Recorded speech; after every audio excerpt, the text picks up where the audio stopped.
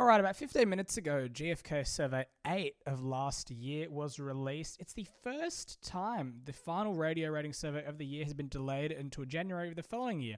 It's an interesting one, as any new shows that started yesterday won't be affected and surveyed until Survey 1 of 2026, which releases in March. Here's a full recap, and if you'd prefer to read it, you can check out my blog, the bizaudio.substack.com. I have a full recap there, similar to what something like Radio Today would do. So in Sydney, the Kyle and Jackie O show saw a small market share growth of plus 0.2, but not an adding cume. They stayed at 696,000. 2GB's Ben Fordham dropped a fair bit, now sitting at first at a 14.9.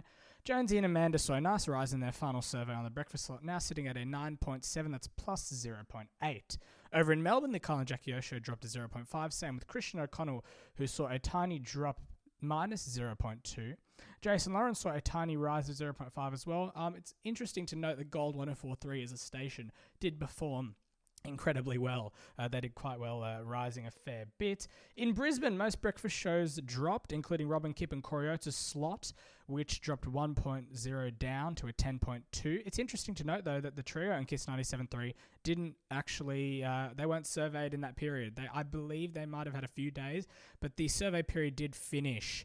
They finished up on Kiss 97.3 Brekkie before the survey period ended. And Adelaide showcased Cruise 1323, which rose a fair bit, as well as a bit of movement over at SAFM. In Haley and Max's final survey, they rose 1.1, now sitting at a final share of 10.8. In Perth, 96FM showed large rises all across the board, with Mix 94.5 dropping. It's interesting to see how Mix 102.3 performed, as well as 96FM, as these were their final surveys before switching programming over to what we now know as Kiss 102.3 and Gold 96FM. And I didn't mention Cruise 1323 there, as Cruise 1323 has not yet been switched over, as far as I'm aware. But yeah, some interesting stuff all across the board, and all eyes are on Robin Kipp and Coriota's last that's not right.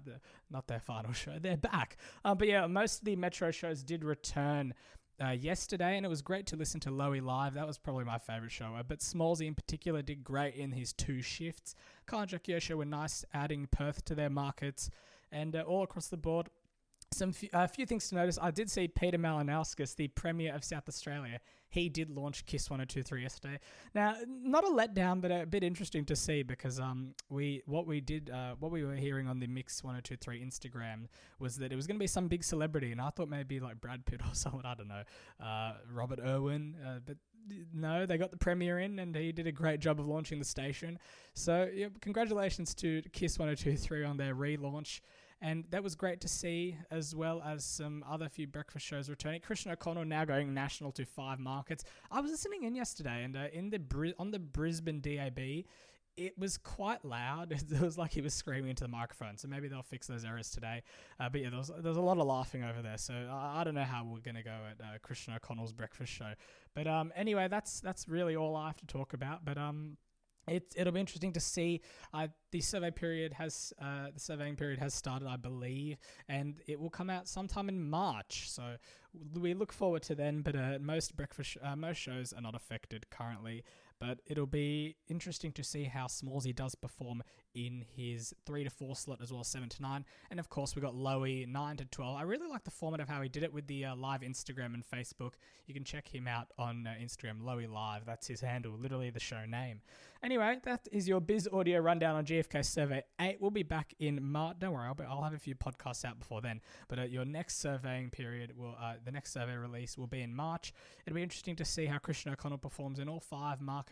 I didn't highlight DAB in my thing because I feel like DAB is a bit less important than FM, but I'll take a quick look at DAB now. Apologies for the delay. I will get it up. Commercial Radio and Audio's website is a bit slow from time to time. Okay, GFK survey results, survey 8 DAB. We're just going to take a quick look at Cater, because they're the biggest station that's on DAB. Cater in Sydney didn't rise in Cume at all. There we go. It's just 151. Oh, Gold 80s rose up to an 84,000. Kiss 90s up 2 to 113,000. Kiss Australia up 9 to 135,000. So Kiss all around the board is rising. Elf Radio, I didn't mention Elf Radio. Where are we? Elf Radio at 6,000, of course. We love a good Elf Radio. Cater in Melbourne, 20,000 up 9, so that's nice. Chemist Warehouse Remix up 11,000. If I say 11 or the single digit numbers, just make sure to add on a few zeros. Cater in, Breakfast in Cater, yep, that's all good. Brisbane Cater up 16,000. Blender Beats up 1,000. Elf Radio at a 4,000. Coles Radio up 11,000. That's very, very nice. And let's take a look at Adelaide quickly. Adelaide was looking their most popular DAB station. I think it's Blender Beats, now sitting at a 24,000. Good old Southern Cross Astoria with their Blender Beats. And of course, you have Perth with 60s and 70s music. I'm pretty sure that's Capital Radio Network. Did I get that right? It's 96 FM 80s, up 15,000 to a 74,000. That's great. Now it's going to be Gold 96 FM 80s or Gold 80s, and that's where you can hear Christian O'Connell on Breakfast in Perth. So that's interesting to see how they're going to do that. But anyway, I'll catch you in the next episode of Biz Audio. It's great to see all the results and great to welcome all the breakfast, workday shows and drive shows / evening shows back to the radio for 2026.